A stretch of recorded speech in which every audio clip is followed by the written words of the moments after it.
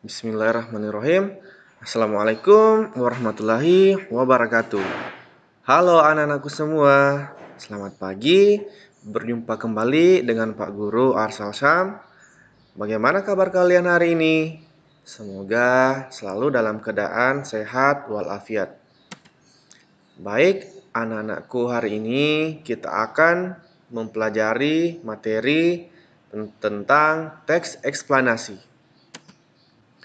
Tujuan pembelajaran kita hari ini adalah siswa mampu menyebutkan informasi penting dari teks eksplanasi yang dibaca. Apa ada yang sudah tahu apa sih teks eksplanasi itu? Nah, mari kita cari tahu. Apa itu teks eksplanasi? Teks eksplanasi adalah teks yang berisi informasi tentang fenomena yang terjadi di masyarakat atau informasi tentang suatu hal. Apa pula teks eksplanasi ilmiah itu? Teks eksplanasi ilmiah adalah teks eksplanasi yang menerangkan suatu proses yang bersifat ilmu pengetahuan alam, seperti gejala alam, terjadinya pelangi, proses arus listrik, dan sebagainya. Fungsi dan tujuan teks eksplanasi. Pertama, teks eksplanasi ini berfungsi untuk memberikan penjelasan kepada pembaca tentang proses terjadinya sesuatu yang disusun menurut prinsip sebab akibat. Adapun tujuan teks eksplanasi adalah memberikan penjelasan kepada pembaca tentang proses terjadinya sesuatu. Struktur teks eksplanasi ini ada 3 macam loh. Pertama, pernyataan umum atau pembukaan. Kedua, deretan penjelas atau isi, dan penutup atau simpulan. Nah, untuk lebih jelasnya, kita akan mencari tahu apa ketiga-tiga dari struktur teks eksplanasi ini.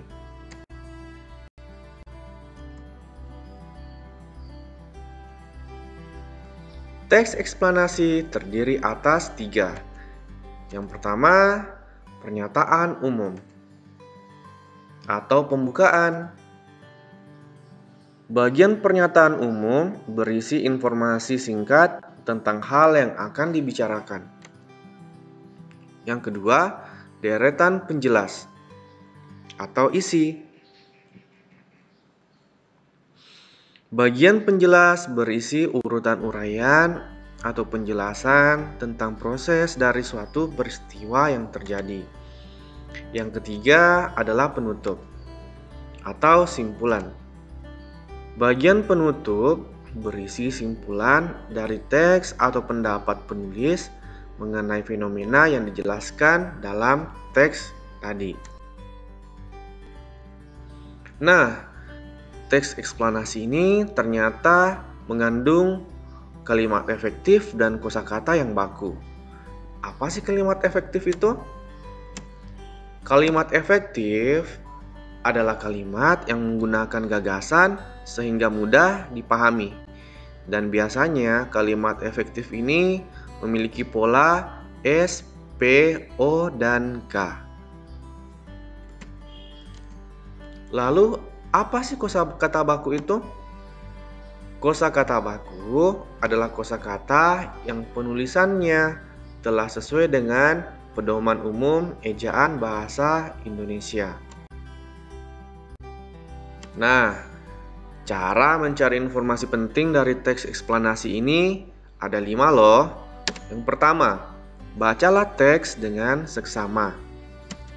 Yang kedua, pahamilah makna setiap kalimat yang ada pada teks. Yang ketiga, temukanlah kalimat utama atau gagasan pokok dalam setiap paragraf. 4. Tandailah kata atau kalimat yang mengandung kata kunci atau keyword. Kita dapat mengenali kata kunci berdasarkan judul teks dan objek yang dibahas dalam teks tersebut. Dan yang terakhir, buatlah beberapa pertanyaan yang mengandung unsur 5W tambah 1H atau 5W tambah 1H. Kemudian, cobalah jawab pertanyaan tersebut agar mendapatkan informasi penting. Nah, setelah mempelajari materi yang disajikan tadi, silahkan kita berlatih mengerjakan latihan ini. Berikut disajikan sebuah teks eksplanasi yang terdiri dari 3 paragraf. Setelah membaca dengan seksama, tugas kalian selanjutnya adalah menuliskan informasi penting dalam setiap paragraf pada diagram berikut. Yang pertama, paragraf 1 topik masalahnya apa, paragraf kedua deret penjelasnya apa, dan paragraf ketiga kesimpulan atau pendapat penulis. Anak-anakku semua, terima kasih telah menyimak materi dan mengerjakan tugas yang diberikan. Tetap patuhi protokol kesehatan. Bapak akhiri dengan ucapan Assalamualaikum warahmatullahi wabarakatuh.